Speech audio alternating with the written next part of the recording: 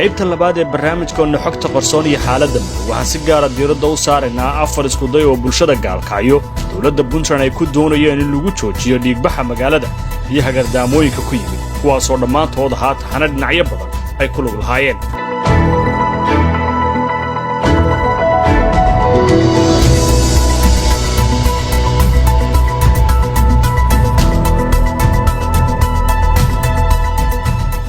dilkii ugu horreeyay oo ay fuliyaan dad aan la aqoonsan waxa uu dhacay gaalkacyo bishii Juun 2008 waxa isagoo salaada ka soo baxay lagu dilay gaalkacyo Xasan Axmed Cali Xasan Yare oo ahaa ganacsato ka tirsan ganacsatada magaalada gaalkacyo ilaa 2008 ilaa waqtigan oo 2020 la marayo 12 sano way socdaan dilalka qorshaysan ee gobolka.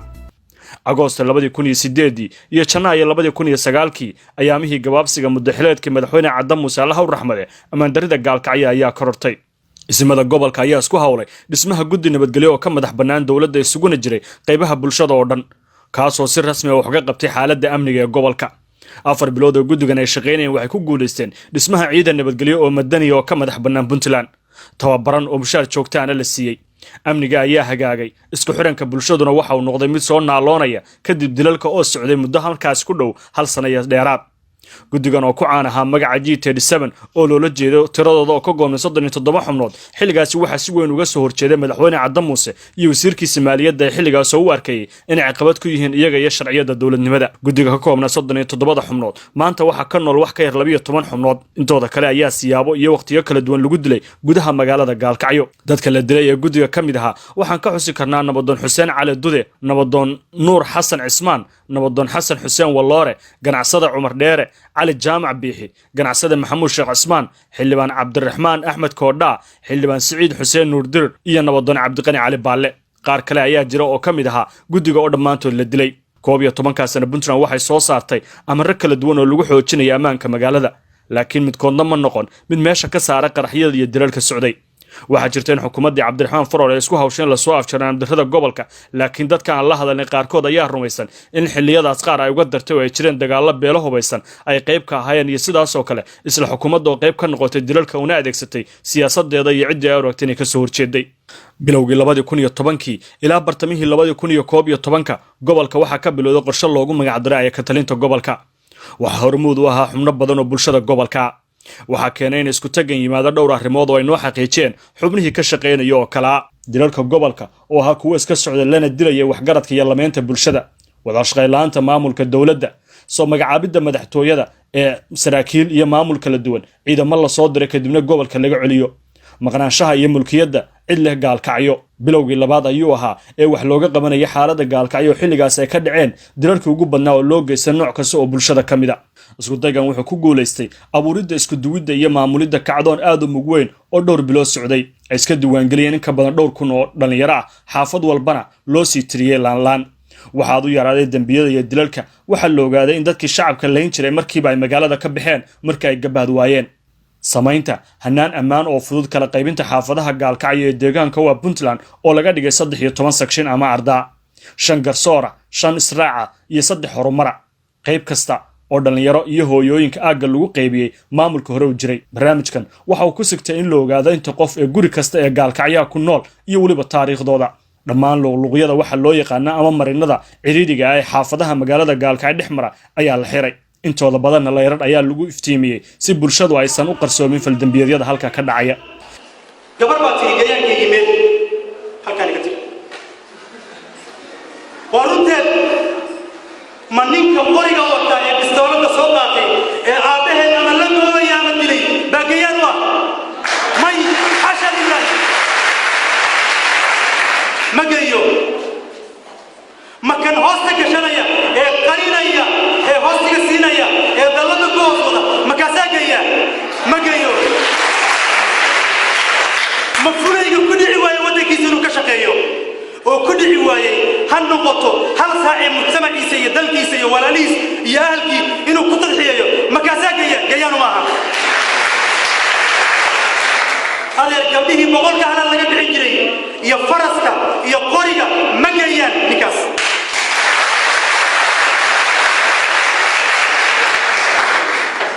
dhismaha ciidan madani oo ka kooban 185 xubnood dhowr biloodna la siiyay mushaaraad ayaa la hirgeliyay. saxaafaddu waxay ahayd doorkii ugu weynaa ee barnaamijka qaybta lixaad la ka ciyaaray waxaan ogaanay in qorshahaas uu ka socon waayey 3 kooxood oo kala ujeeda al-shabaab oo u arkaysa waxa laga shaqeynaya dabargo'ooda ayna soo dhamaatay ayaamihii ku dhex qarsoomi lahayd bulshada magaalada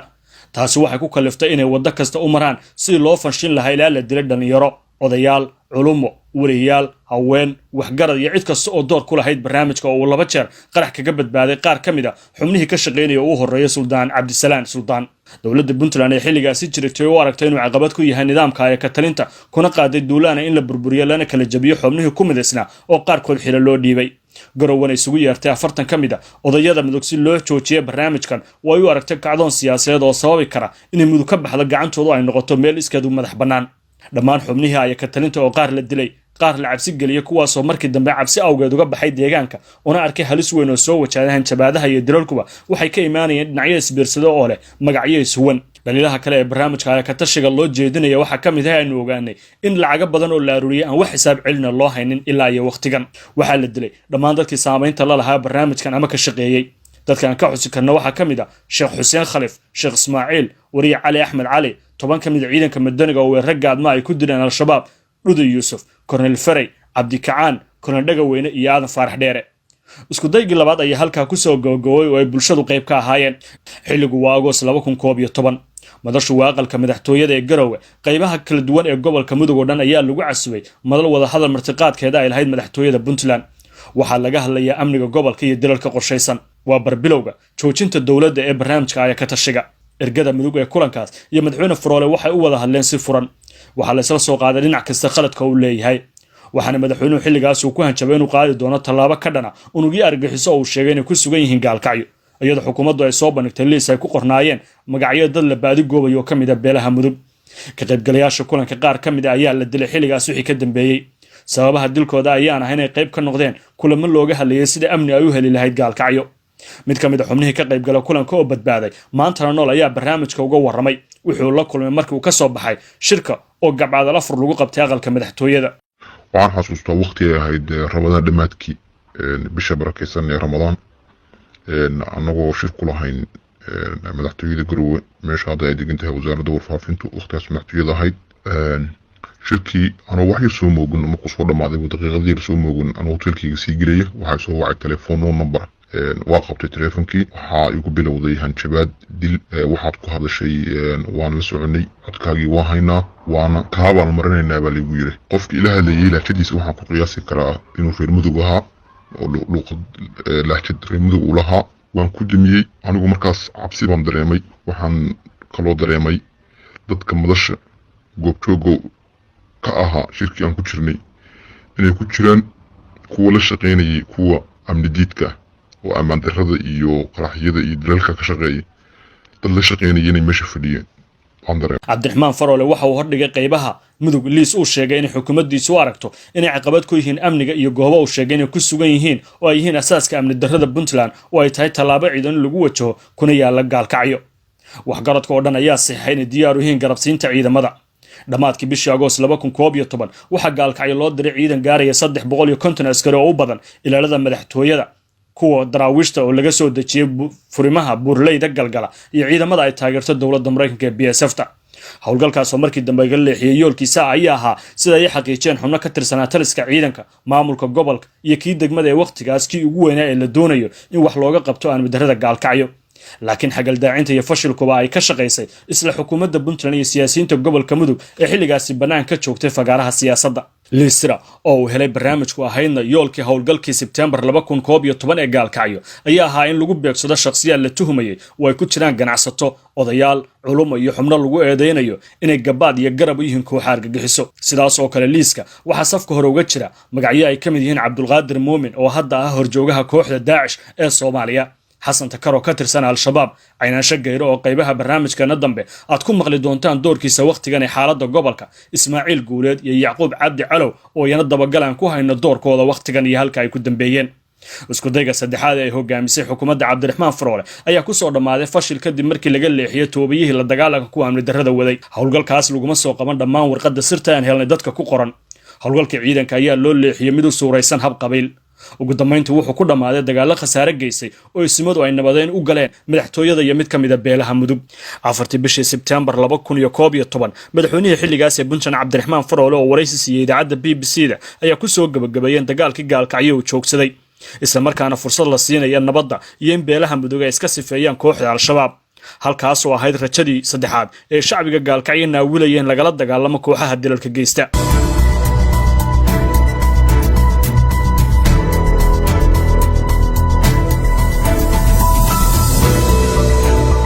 waa subaxnimo isniina 7 Abriil 2014 madaxweynihii xilligaas ee Puntland Cabdiweli Gaas ayaa ku sii jeeda gobolka mudug ee uu ka soo jeedo laakiin soo dhaweynaya uu noqotay dhacdo lagu dilay laba ka mid ah shaqaalaha hay'adaha caalamiga oo askari ka tirsan ciidanka amnigu ku dilay gudaha garoonka diyaaradaha ee Gaalkacyo Cabdiweli Gaas dad badan ayaa hami ka qabay inuu wax ka qabto xaaladda Gaalkacyo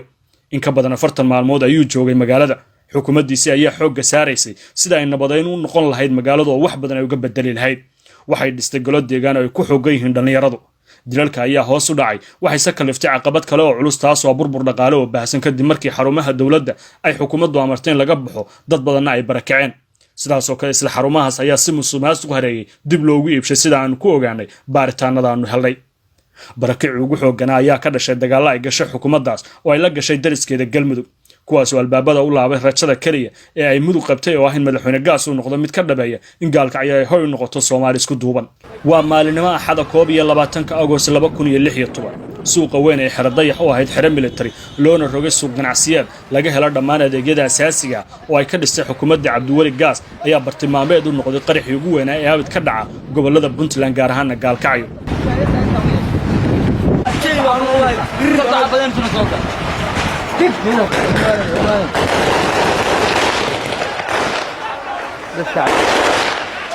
kaas oo ka koobnaa laba ismiidaamin oo lagu weeraray xarunta dawladda hoose oo ku taalay isla gudaha xirada bartilmaameedka weerarku waxa uu ahaa wasiir ka tirsan xukuumadda Puntland oo hogaaminaya Allah u naxariistay wasiir Cabdirashiid Maxamed Xirsi duqii xilligaas ee Gaalkacyo xubnaha golaha deegaanka iyo xubno kale balse abaabulayaasha qaraxyada ayaa ka hor dhacay intaysan xubnahan isugu imaan madasha balantooda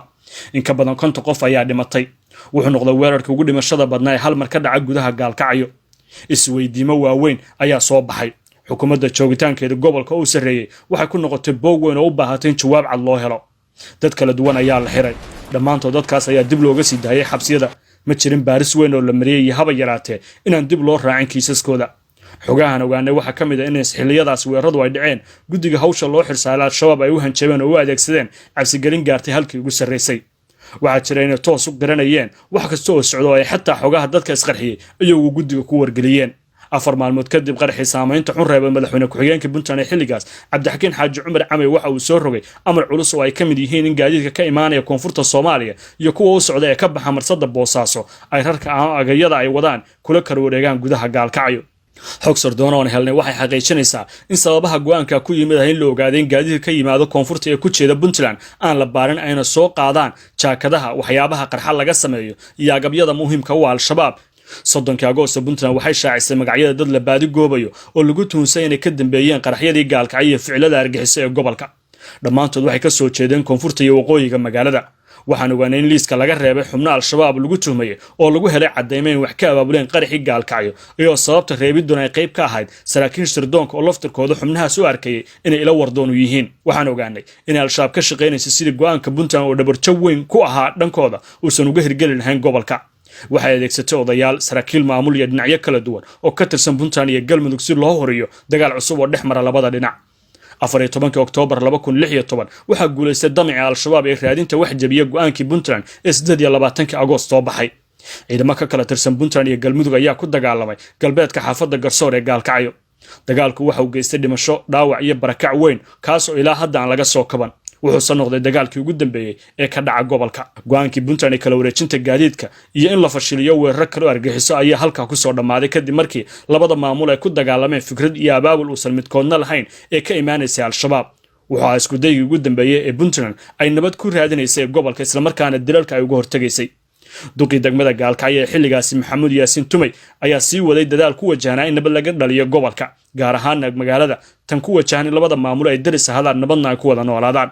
taas oo ilaa maanta ka shaqeynaysa gobolka waana mid ka mid ah arrimaha guulaystay ee xagga nabadda ee labada maamul inkastoo caqabado waaweyn ay wajaheen oo ay ka mid ahaayeen shabaab oo isku dayeysay mar kasta iyo weliba haddeer taagan sidii ay dadaal kasta oo noocaasa uga hor imaan lahaayeen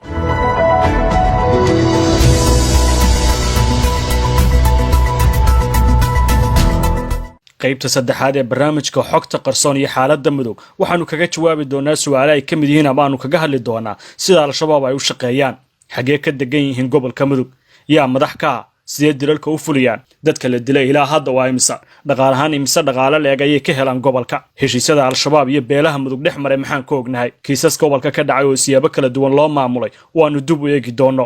sida lahamaha ammaanka iyo al-shabaab ay isugu milmeen oo iyana qayb ka ah barnaamijka qaybta saddexaad ayaad ku daawan doontaan dhammaan faahfaahinada qodobadaas